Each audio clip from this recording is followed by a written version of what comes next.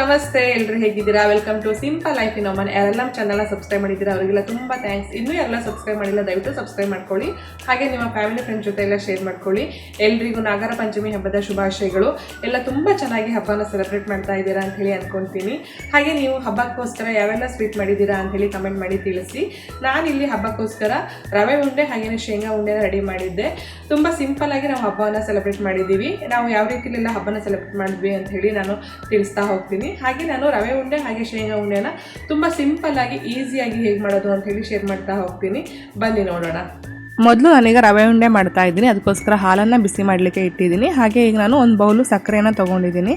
ಸಕ್ಕರೆಯನ್ನು ತೊಗೊಂಡು ಅದನ್ನ ಮಿಕ್ಸಿ ಜಾರಿಗೆ ಹಾಕಿ ಈಗ ನಾವು ಇದನ್ನ ಫೈನ್ ಪೌಡರ್ ಆಗಿ ಮಾಡ್ಕೊಬೇಕು. ಇದ್ರ ಜೊತೆ ನಾನೀಗ ಏಲಕ್ಕಿಯನ್ನು ಆ್ಯಡ್ ಮಾಡ್ಕೊಳ್ತಾ ಇದ್ದೀನಿ. ಏಲಕ್ಕಿಯನ್ನು ಈಗ ಆ್ಯಡ್ ಮಾಡೋದ್ರಿಂದ ಒಳ್ಳೆ ಫ್ಲೇವರ್ನ ಕೊಡುತ್ತೆ. ಅದಕ್ಕೋಸ್ಕರ ಈಗ ಆ್ಯಡ್ ಮಾಡ್ಕೊಳ್ತಾ ಇದ್ದೀನಿ. ಇದು ಚೆನ್ನಾಗಿ ಫೈನ್ ಪೌಡರ್ ಆಗಿ ಮಾಡ್ಕೊಬೇಕು. ಆ ನಂತರ ನಾನು ಒಂದು ಬಾಣಲೆಯನ್ನು ತೊಗೊಂಡು ಅದಕ್ಕೆ ತುಪ್ಪವನ್ನು ಹಾಕ್ಕೊಳ್ತಾ ಇದ್ದೀನಿ. ನೀವು ಬೇಕಿದ್ರೆ ಜಾಸ್ತಿ ತುಪ್ಪವನ್ನು ಹಾಕ್ಕೊಳ್ಬೋದು, ಹಾಗೆ ದಾಲ್ಡವನ್ನು ಯೂಸ್ ಮಾಡ್ಬೋದು. ಇದಕ್ಕೆ ನಾನು ಸ್ವಲ್ಪ ಗೋಡಂಬಿಯನ್ನು ಕಟ್ ಮಾಡಿಬಿಟ್ಟು ಹಾಕಿದ್ದೀನಿ. ಗೋಡಂಬಿ ಚೆನ್ನಾಗಿ ಬ್ರೌನ್ ಕಲರ್ ಬರಬೇಕು. ಇದನ್ನ ಚೆನ್ನಾಗಿ ಫ್ರೈ ಮಾಡಿಕೊಂಡು ಆ ನಂತರ ಇದಕ್ಕೆ ದ್ರಾಕ್ಷಿಗಳನ್ನು ಹಾಕ್ಕೊಳ್ತಾ ಇದ್ದೀನಿ. ಒಣ ದ್ರಾಕ್ಷಿಯನ್ನು ಹಾಕಿ ಚೆನ್ನಾಗಿ ಇದನ್ನು ಫ್ರೈ ಮಾಡ್ಕೊಬೇಕು. ಗೋಲ್ಡನ್ ಬ್ರೌನ್ ಆಗೋ ತನಕ ನಾವು ಇದನ್ನು ಫ್ರೈ ಮಾಡ್ಕೊಬೇಕು. ತುಂಬ ಕಪ್ಪಾಗೋ ಥರ ಎಲ್ಲ ಫ್ರೈ ಮಾಡ್ಕೊಬೇಡಿ. ನಾನೀಗ ಒಂದು ಬೌಲ್ ಚಿರೋಟಿ ರವೆಯನ್ನು ತೊಗೊಂಡಿದ್ದೀನಿ.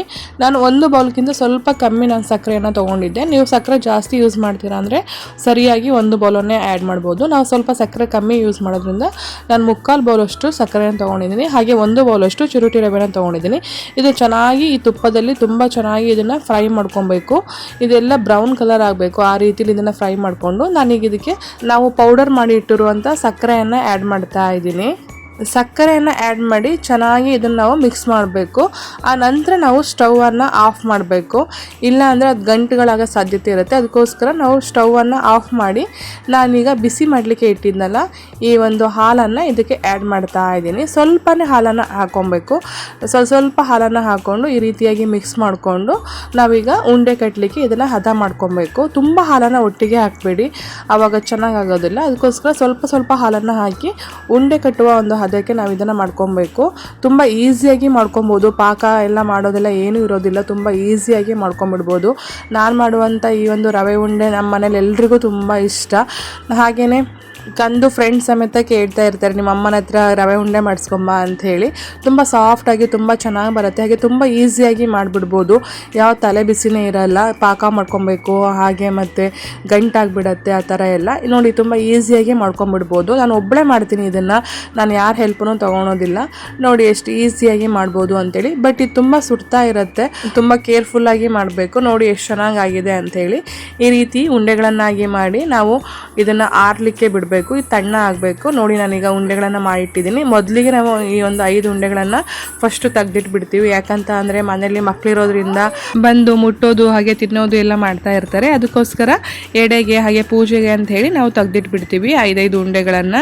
ನೋಡಿ ಈಗ ನಾನು ಬೇರೆ ಎಲ್ಲ ಉಂಡೆಗಳನ್ನು ಮಾಡಿಟ್ಟಿದ್ದೀನಿ. ಇದೆಲ್ಲ ತುಂಬ ಚೆನ್ನಾಗಿ ಬಂದಿದೆ. ಹಾಗೆ ತುಂಬ ಸಾಫ್ಟ್ ಆಗಿರುತ್ತೆ. ಒಮ್ಮೆ ಟ್ರೈ ಮಾಡಿ ನೋಡಿ. ಈಗ ನಾನೀಗ ಶೇಂಗಾ ಉಂಡೆ ಮಾಡಲಿಕ್ಕೆ ರೆಡಿ ಮಾಡ್ತಾ ಇದ್ದೀನಿ. ಶೇಂಗಾನ ಚೆನ್ನಾಗಿ ಹುರ್ಕೊಂಡಿದ್ದೀನಿ.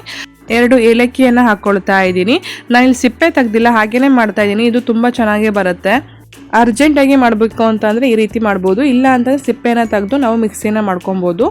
ಈಗ ನಾವು ರವೆ ಉಂಡೆ ಮಾಡಿದಂತಹ ಒಂದು ಬಾಣಲೆಗೆ ನಾನೀಗ ಸ್ವಲ್ಪ ಬೆಲ್ಲವನ್ನು ಹಾಕ್ಕೊಳ್ತಾ ಇದ್ದೀನಿ. ಇದು ಪುಡಿ ಬೆಲ್ಲ ಆಗಿದೆ. ಇದಕ್ಕೆ ನಾನೀಗ ಸ್ವಲ್ಪ ಹಾಲನ್ನು ಹಾಕ್ಕೊಳ್ತಾ ಇದ್ದೀನಿ. ಹಾಲನ್ನು ಹಾಕಿ ಮಾಡೋದ್ರಿಂದ ತುಂಬ ಮೆದುವಾಗಿ ಬರುತ್ತೆ ಈ ಒಂದು ಉಂಡೆ. ಬೇಕಿದ್ರೆ ಟ್ರೈ ಮಾಡಿ ನೋಡಿ ಯಾವ ರೀತಿಲಿ ಬರುತ್ತೆ ಅಂತೇಳಿ. ಬಟ್ ತುಂಬ ಲಾಂಗ್ ಟರ್ಮಲ್ಲಿ ನಾವು ಇದನ್ನು ಸ್ಟಾಕ್ ಮಾಡಲಿಕ್ಕೆ ಆಗೋದಿಲ್ಲ. ಹಾಗೆ ಮಾಡಿ 2-3 ದಿನದಲ್ಲಿ ಖಾಲಿ ಮಾಡೋದಾದರೆ ಹಾಲನ್ನು ಹಾಕಿ ಮಾಡ್ಬೋದು. ಇಲ್ಲ ಅಂತಂದರೆ ನೀರನ್ನು ಹಾಕಿ ಮಾಡ್ಬೋದು. ನೋಡಿ ಈಗ ನಾನು ಇದು ಪಾಕ ಆಗಲಿಕ್ಕೆ ಅಂತೇಳಿ ಬಿಟ್ಟಿದ್ದೀನಿ. ಈಗ ಇದು ಚೆನ್ನಾಗಿ ಕುದೀತಾ ಇದೆ. ಇದು ಚೆನ್ನಾಗಿ ಗಟ್ಟಿ ಪಾಕ ಆಗಬೇಕು. ಅದಕ್ಕೋಸ್ಕರ ನಾನು ಈ ರೀತಿಯಾಗಿ ಇದು ಚೆನ್ನಾಗಿ ಕುದಿಲಿಕ್ಕೆ ಬಿಟ್ಟಿದ್ದೀನಿ. ನಾನಿಲ್ಲಿ ಅರ್ಧ ಕಿಲೋ ಅಷ್ಟು ಶೇಂಗಾ ಉಂಡೆ ಹಾಗೆ ಅರ್ಧ ಕಿಲೋ ಅಷ್ಟು ರವೆ ಉಂಡೆಯನ್ನು ಮಾಡಿದ್ದೀನಿ. ತುಂಬ ಏನೂ ಮಾಡಲಿಕ್ಕೆ ಹೋಗೋದಿಲ್ಲ. ಹಾಗೆ ಈ ಸರ್ತಿ ಮಾಡೋಕ್ಕಾಗುತ್ತೋ ಇಲ್ಲೋ ಅಂತ ಅಂದ್ಕೊಂಡಿದ್ದೆ. ಯಾಕಂತಂದರೆ ಎಲ್ರಿಗೂ ತುಂಬ ಹುಷಾರಿಲ್ಲ ಮನೇಲಿ. ಬಟ್ ಬಿಟ್ಟರೆ ಸರಿಯಾಗಲ್ಲ ಅಂಥೇಳಿ ಮಾಡೋಣ ಅಂಥೇಳಿ ಎಲ್ಲ ರೆಡಿ ಮಾಡ್ಕೊಳ್ತಾ ಇದ್ದೆ ಉಂಡೆ ಮಾಡಲಿಕ್ಕೆ ಹಾಗೆ ಪೂಜೆ ಮಾಡಲಿಕ್ಕೆ ಎಲ್ಲ. ಹಾಗೆ ನನ್ನ ಮಗನ ಫ್ರೆಂಡು ಕೂಡ ಕೇಳ್ತಾ ಇದ್ದರು, ಅಮ್ಮನ ಹತ್ರ ಉಂಡೆ ಮಾಡ್ಕೊಡ್ಲಿಕ್ಕೆ ಹೇಳು ಅಂತೇಳಿ ಕೇಳ್ತಾ ಇದ್ದರು. ಈಗ ಕೇಳ್ತಾ ಸುಮಾರೊಂದು 15 ಡೇಸ್ ಆಗಿದೆ. ಬಟ್ ನಾನು ಹಬ್ಬದಲ್ಲಿ ಮಾಡ್ಕೊಡ್ತೀನಿ ಅಂತ ಹೇಳು ಅಂಥೇಳಿ ನಾನು ಹೇಳಿದ್ದೆ ಕಂದಂಗೆ. ಅದಕ್ಕೋಸ್ಕರ ಈಗ ಮಾಡಿಕೊಡೋಣ ಅಂಥೇಳಿ ಮಾಡ್ತಾ ಇದ್ದೀನಿ. ನೋಡಿ ಈಗ ಇದು ಪಾಕ ಚೆನ್ನಾಗಿ ಚೆನ್ನಾಗಿ ಬಂದಿದೆ. ನಾನೀಗ ನಾವು ಮಿಕ್ಸಿ ಮಾಡ್ಕೊಂಡಿರೋ ಅಂಥ ಈ ಒಂದು ಶೇಂಗಾವನ್ನು ಒಂದು ತಟ್ಟೆಗೆ ಹಾಕ್ಕೊಳ್ತಾ ಇದ್ದೀನಿ.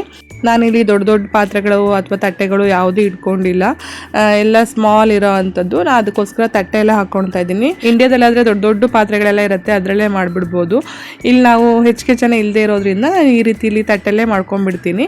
ಈಗ ಪಾಕವನ್ನು ಶೇಂಗಾವನ್ನು ಪುಡಿ ಮಾಡಿ ಇಟ್ಟಿದ್ವಲ್ಲ ಅದಕ್ಕೆ ಹಾಕ್ತಾ ಇದ್ದೀನಿ. ಹಾಕಿ ಚೆನ್ನಾಗಿ ಇದನ್ನ ಮಿಕ್ಸ್ ಮಾಡ್ಕೊಬೇಕು. ಹಾಗೆ ಸಡನ್ನಾಗಿ ಕೈ ಹಾಕಲಿಕ್ಕೆ ಹೋಗಬೇಡಿ, ಪಾಕ ತುಂಬ ಬಿಸಿ ಇರುತ್ತೆ, ಸುಟ್ಬಿಡುತ್ತೆ. ಅದಕ್ಕೋಸ್ಕರ ಈ ರೀತಿಯಾಗಿ ಸೌಟಲ್ಲಿ ಚೆನ್ನಾಗಿ ಇದನ್ನು ಮಿಕ್ಸ್ ಮಾಡಿಕೊಂಡು ಆ ನಂತರ ನಾವು ಇದನ್ನು ಉಂಡೆ ಮಾಡ್ಕೊಳ್ಲಿಕ್ಕೆ ರೆಡಿ ಮಾಡ್ಬೋದು. ನೋಡಿ, ಈ ರೀತಿ ಚೆನ್ನಾಗಿ ನಾನು ಮಿಕ್ಸ್ ಮಾಡ್ತಾ ಇದ್ದೀನಿ. ಈಗ ನಮ್ಮ ಮನೆಯಲ್ಲೆಲ್ಲ ಸುಮಾರು 2 kg 3 kg ಅಷ್ಟೆಲ್ಲ ಮಾಡ್ತಾರೆ. ಮುಂಚೆ ಎಲ್ಲ 5 kg ಎಲ್ಲ ಮಾಡ್ತಾಯಿದ್ರು, ಈಗೆಲ್ಲ 2 kg ಅಷ್ಟೆಲ್ಲ ಮಾಡ್ತಾರೆ. ಬಟ್ ನಾವಿಲ್ಲಿ ಸ್ವಲ್ಪ ಜನ ಇರೋದ್ರಿಂದ ನಾನೀಗ ಅರ್ಧ kg ಅಷ್ಟು ಮಾಡ್ತಾ ಇದ್ದೀನಿ. ನೋಡಿ, ಈ ರೀತಿಯಾಗಿ ಚೆನ್ನಾಗಿ ಸಣ್ಣದಾಗಿ ಉಂಡೆಗಳನ್ನಾಗಿ ಕಟ್ಕೊಬೇಕು. ತುಂಬ ಬಿಸಿ ಇರುತ್ತೆ, ತುಂಬ ಕೇರ್ಫುಲ್ಲಾಗಿ ಕಟ್ಟಿ.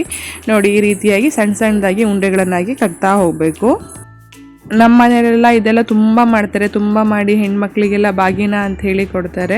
ಅವಾಗೆಲ್ಲ ಈ ರೀತಿ ಉಂಡೆಗಳನ್ನೆಲ್ಲ ಇಟ್ಟು ಹಾಗೆಯೇ ಕೊಬ್ಬರಿ ಎಲ್ಲ ಇಟ್ಟು ಕೊಡ್ತಾರೆ. ನಮ್ಮ ಮನೇಲೂ ಎಲ್ಲ ಉಂಡೆ ಎಲ್ಲ ಮಾಡ್ತಾ ಇದ್ದಾರೆ, ಹಾಗೆ ಹೋಳಿಗೆ ಮಾಡ್ತಾ ಇದ್ದಾರೆ. ಫೋನಲ್ಲಿ ವಿಡಿಯೋ ಕಾಲಲ್ಲಿ ಮಾತಾಡ್ಕೊಳ್ತಾ ಎಲ್ಲ ಮಾಡ್ತಾ ಇದ್ವಿ. ನೋಡಿ, ಈಗೆಲ್ಲ ರೆಡಿಯಾಗಿದೆ. ನೋಡಿ, ಶೇಂಗಾ ಉಂಡೆ ಹಾಗೆ ರವೆ ಉಂಡೆ ಎಲ್ಲ ರೆಡಿಯಾಗಿದೆ.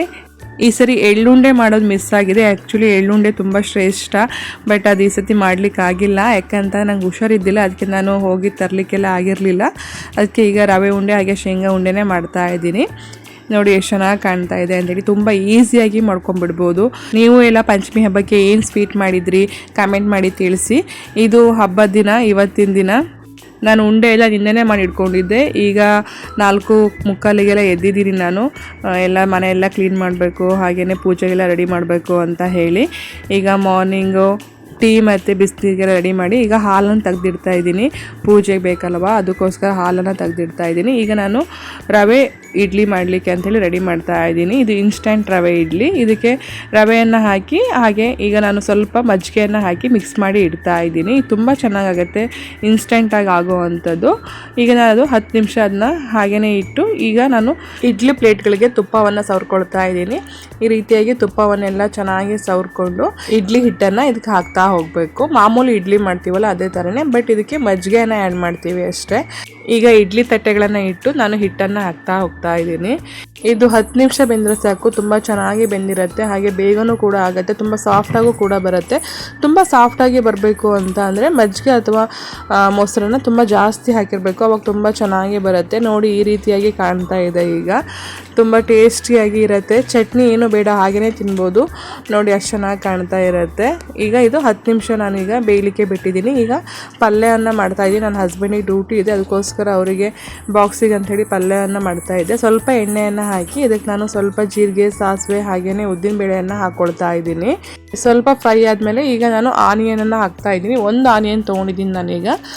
ಇದಕ್ಕೀಗ ನಾನು ಹಸಿಮೆಣಸು ಹಾಗೆಯೇ ಕರಿಬೇವಿನ ಸೊಪ್ಪನ್ನು ಆ್ಯಡ್ ಮಾಡ್ತಾ ಇದ್ದೀನಿ.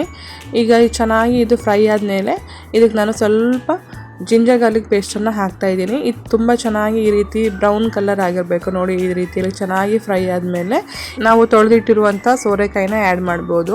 ಸೋರೆಕಾಯಿ ಹೆಲ್ತಿಗೆ ತುಂಬ ಒಳ್ಳೆಯದು, ಹಾಗೆಯೇ ವೆಯ್ಟ್ ಲಾಸಿಗೂ ಅಷ್ಟೇ ಸೋರೆಕಾಯಿ ತುಂಬ ಒಳ್ಳೆಯದು. ನಾವು ಹೆಚ್ಚಿಗೆ ಯೂಸ್ ಮಾಡ್ತಾನೆ ಇರ್ತೀವಿ ಸೋರೆಕಾಯಿನ. ಸೋರೆಕಾಯಿದು ಮಜ್ಜಿಗೆ ಹುಳಿ ಅದೆಲ್ಲ ಮಾಡ್ಲಿಕ್ಕೆ ತುಂಬ ಚೆನ್ನಾಗಾಗತ್ತೆ. ಹಾಗೆ ಸಾಂಬಾರು, ಪಲ್ಯ ಎಲ್ಲ. ಈಗ ನಾನು ಸೋರೆಕಾಯಿನ ಹಾಕ್ಕೊಳ್ತಾ ಇದ್ದೀನಿ. ಸೋರೆಕಾಯಿನ ಹಾಕಿ ಸ್ವಲ್ಪ ಅದಕ್ಕೆ ಉಪ್ಪನ್ನು ಹಾಕ್ಕೊಳ್ತಾ ಇದ್ದೀನಿ. ಉಪ್ಪನ್ನು ಹಾಕಿ ಅದಕ್ಕೆ ಅರ್ಧ ಲೋಟದಷ್ಟು ನೀರನ್ನು ಆ್ಯಡ್ ಮಾಡ್ತಾ ಇದ್ದೀನಿ. ಸೋರೆಕಾಯಿ ತುಂಬ ಜಾಸ್ತಿ ನೀರು ಬಿಡುತ್ತೆ, ಅದಕ್ಕೋಸ್ಕರ ಸ್ವಲ್ಪ ನೀರನ್ನು ಆ್ಯಡ್ ಮಾಡಿ. ನಿಮಗೆ ಪಲ್ಯ ಮಾಡಬೇಕು ಅಂತ ಅಂದರೆ ಸ್ವಲ್ಪ ನೀರನ್ನು ಆ್ಯಡ್ ಮಾಡ್ಕೊಬೇಕು, ಇಲ್ಲ ಸಾರು ರೀತಿ ಬೇಕು ಅಂತಂದರೆ ಜಾಸ್ತಿ ನೀರನ್ನು ಆ್ಯಡ್ ಮಾಡ್ಕೊಬೋದು. ಇದು 1 ವಿಷಲ್ ತೊಗೊಂಡ್ರೆ ಸಾಕಾಗತ್ತೆ, ತುಂಬ ಚೆನ್ನಾಗಿ ಬೆಂದಿರುತ್ತೆ. ಹಾಗೆ ನಾನು ಇಡ್ಲಿಗೆ ಈಗ ಟೊಮೊಟೊ ಚಟ್ನಿ ಮಾಡೋಣ ಅಂತೇಳಿ ಅದು ರೆಡಿ ಮಾಡಿಟ್ಟಿದ್ದೆ. ಹಾಗೆ ಇಲ್ಲಿ ನೋಡಿ, ಇಡ್ಲಿ ಕೂಡ ರೆಡಿಯಾಗಿದೆ. 10 ನಿಮಿಷದೊಳಗೆ ರೆಡಿ ಆಗುತ್ತೆ. ಇಲ್ಲಿ ಇಡ್ಲಿ ರೆಡಿ ಆಗೋ ಒಳಗೆ ಈಗ ನಾವು ಮಾಡಿಟ್ಟಿರುವಂಥ ಸೋರೆಕಾಯಿ ಪಲ್ಯನೂ ಕೂಡ ರೆಡಿಯಾಗಿದೆ. ನೋಡಿ, ಎಷ್ಟು ಚೆನ್ನಾಗಿ ಕಾಣ್ತಾ ಇದೆ ಅಂತೇಳಿ. ನನ್ನ ಹಸ್ಬೆಂಡಿಗೆ ನಾನು ಲಂಚ್ ಪ್ಯಾಕ್ ಮಾಡಾಯಿತು. ಹಾಗೆ ಇವತ್ತು ಮಜ್ಜಿಗೆನೂ ಕೂಡ ಹಾಕಿ ಕಳಿಸಿದ್ದೆ. ಅವರು ಫ್ರೆಶ್ ಅಪ್ ಆಗಿ ಬರೋ ಒಳಗೆ ನಾನು ಮನೆಯೆಲ್ಲ ಕ್ಲೀನ್ ಮಾಡಿ ಒರೆಸಿ ಗುಡಿಸಿ ಎಲ್ಲ ರೆಡಿ ಮಾಡಿ ಇಟ್ಟಿದ್ದೆ. ಅವ್ರು ಬಂದು ಈಗ ಪೂಜೆ ಎಲ್ಲ ಮುಗಿಸಿದ್ದಾರೆ. ಮನೇಲಿ ಉಂಡೆ ಎಲ್ಲ ಮಾಡಿದ್ದೆಲ್ಲ ಇತ್ತಲ್ಲ ಅದೆಲ್ಲ ಇಟ್ಟು ಪೂಜೆ ಮಾಡಿದ್ದಾರೆ. ಹಾಗೆ ಇವತ್ತು ಹೂವು ಎಲ್ಲ ಸಿಕ್ಕಿರಲಿಲ್ಲ. ಮಾರ್ನಿಂಗ್ ಈಗ 5 ಆಗಿದ್ದರಿಂದ ಹೊರಗಡೆ ಹೋಗಿ ಹೂ ತರೋಕ್ಕಾಗಿರಲಿಲ್ಲ. ಅವ್ರ ಪೂಜೆ ಎಲ್ಲ ಮುಗಿಸಿ ಈಗ ತಿಂಡಿಗಂತ ಬಂದರು. ಇಡ್ಲಿ ಹಾಗೆಯೇ ಚಟ್ನಿ ಮಾಡಿಕೊಟ್ಟೆ. ಅವರಿಗೆ ಇಡ್ಲಿ ಅಂದರೆ ತುಂಬ ಇಷ್ಟ, ಅದಕ್ಕೋಸ್ಕರ ಇಡ್ಲಿ ತಿನ್ಕೊಂಡು ಹೋದರು ಇವತ್ತು. ಆನಂತರ ಕಂದು ಎದ್ದು ರೆಡಿ ಎಲ್ಲ ಆಗಿ ಅವನು ತಿಂಡಿ ಎಲ್ಲ ತಿನ್ಕೊಂಡು ಈಗ ಅವನು ಓದ್ಕೊತಾ ಇದ್ದಾನೆ. ಅವನಿಗೆ ಟೆಸ್ಟ್ ಇದೆ, ಅದಕ್ಕೋಸ್ಕರ ಅವನು ಓದ್ಕೊತಾ ಇದ್ದಾನೆ.